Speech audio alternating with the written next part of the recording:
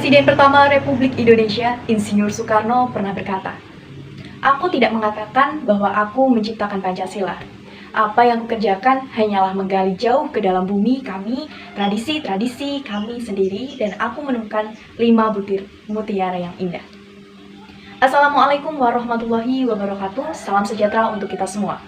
Perkenalkan, saya May Syifa Wiswadiana, salah satu mahasiswi Universitas Alma-Ata Yogyakarta dari Prodi S1 Ekonomi Syariah dengan NIM 212200360.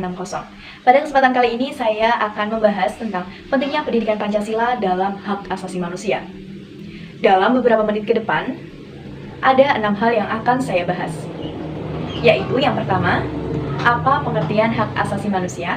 Yang kedua, apa pengertian pendidikan Pancasila? Yang ketiga, bagaimana hubungan antara hak asasi manusia dengan pendidikan Pancasila? Yang keempat, mengapa pendidikan Pancasila penting dalam hak asasi manusia? Yang kelima, bagaimana cara menerapkan pendidikan Pancasila dalam hak asasi manusia? Yang keenam, apa saja macam-macam hak asasi manusia? Nah, teman-teman sekalian, membahas persoalan pentingnya pendidikan Pancasila dalam hak asasi manusia, tentunya yang harus kita ketahui pertama yaitu mengenai pengertian hak asasi manusia. Apa sih hak asasi manusia itu? Hak asasi manusia merupakan hak dasar yang dibawa manusia sejak lahir sebagai anugerah Tuhan Yang Maha Esa. Maka perlu dipahami bahwa hak asasi manusia tersebut bukan berasal dari negara dan hukum, tetapi berasal dari negara dan hukum yang bersumber dari Tuhan Yang Maha Esa sebagai pencipta alam semesta dan seluruh isinya. Sehingga hak asasi manusia tidak dapat dikurangi. Kemudian, apa itu pendidikan Pancasila? Pendidikan Pancasila adalah segala sesuatu yang dilakukan untuk mempengaruhi orang lain, baik secara kelompok maupun individu, agar mampu bekerja dan sesuai dengan 5 sila dasar Negara Kesatuan Republik Indonesia. Lalu, bagaimana hubungan antara pendidikan Pancasila dengan hak asasi manusia? Hubungan antara pendidikan Pancasila dengan hak asasi manusia sangatlah erat. Di dalam nilai-nilai yang ada di dalam 5 sila Pancasila terkandung mengenai hak asasi manusia dalam setiap sila Pancasila. Pancasila pada hakikatnya merupakan sistem nilai yang bersumber dari nilai-nilai luhur budaya Indonesia yang telah berkembang sepanjang sejarah dan berakar pada budaya Indonesia. Sila-sila Pancasila memiliki nilai-nilai yang sangat penting bagi kehidupan bangsa Indonesia. Pendidikan Pancasila penting dalam hak asasi manusia. Mengapa demikian? Karena pendidikan Pancasila mengenai hak asasi manusia membuat orang mampu untuk lebih baik dalam mengintegrasikan ke dalam hidup sehari-hari. Nilai-nilai HAM seperti menghargai, menerima, dan menerima masukan pendapat orang lain. Pendidikan Pancasila mengenai HAM mendorong digunakannya HAM kerangka referensi dalam hubungan kita dengan orang lain. Pendidikan HAM juga mendorong kita untuk secara kritis mengkaji sikap dan perilaku kita sendiri dan kemudian mentransformasikannya guna mengingatkan perdamaian, harmoni sosial, dan penghargaan terhadap hak-hak orang lain.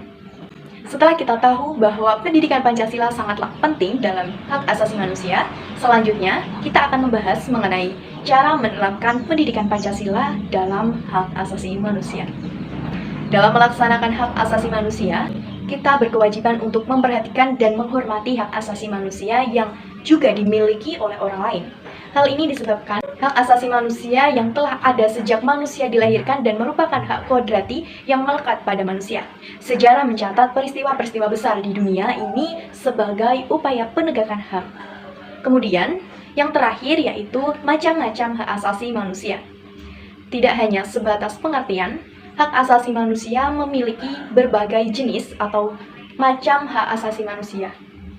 Pembagian macam atau jenis hak asasi manusia tersebut sesuai dengan ketentuan dalam Universal Declaration of Human Rights tanggal 10 Desember 1948 yang mana dicantumkan hak-hak asasi, yaitu yang pertama, hak asasi pribadi atau personal rights adalah hak yang meliputi kebebasan dalam berpendapat, memeluk agama, dalam bergerak, aktif dalam setiap organisasi, dan lain sebagainya. Yang kedua, hak asasi ekonomi atau economic rights adalah hak dalam membeli, memiliki, serta menjual dan memanfaatkan sesuatu.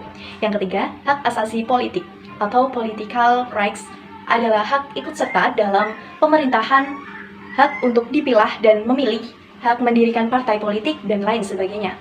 Yang keempat, legal quality of right adalah hak asasi untuk memperoleh perlakuan yang sama dalam hukum dan pemerintahan.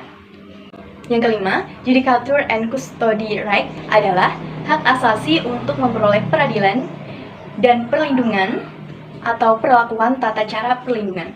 Yang keenam, education right adalah hak asasi untuk memperoleh pendidikan.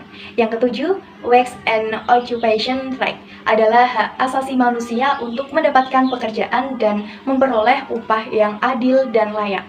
Kemudian yang terakhir yaitu social and cultural right adalah hak asasi manusia untuk memperoleh jaminan sosial dan mengembangkan budaya.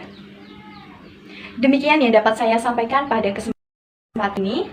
Sebagai generasi penerus bangsa, tentunya kita juga harus ikut andil dalam memahami hak asasi manusia dan menerapkannya sesuai dengan pendidikan Pancasila. Teruslah berkarya di masa muda dan nikmati hasilnya di masa tua. Dari Pancasila kita belajar bahwa kemajemukan itu adalah wujud kekayaan negeri yang bertabur keindahan. Dari Pancasila kita belajar bahwa setiap warga negara itu harus bangga dengan identitasnya. Saya Meji Fafis Adiana, wassalamualaikum warahmatullahi wabarakatuh.